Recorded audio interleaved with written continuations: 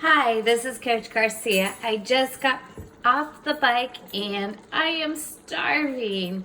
So I chopped up some cucumbers and carrots and I dipped it in some healthy salad dressings that just have a few healthy ingredients. For example, the spicy cashew has just cashews, lime, ginger, cilantro, and red chili peppers.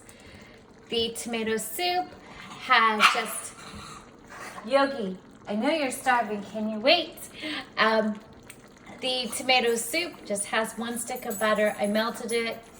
I added some tomatoes, about a can of, would be a can of tomatoes, but I just chopped up the tomatoes from Brighter Bites.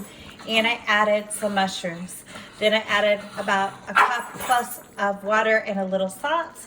I also chopped up a mango too, so that'll be good for breakfast in the morning. It could go with some yogurt too. So Yogi is telling me he is starving. I'm gonna feed him some dog food, but he could also have the carrots. The carrots are good for his teeth, I found out from Alexa. So happy cooking and eat those fruits and vegetables. Have an awesome week, and I look forward to sharing more ideas of what to do with Brighter Bites. Thank you, Brighter Bites.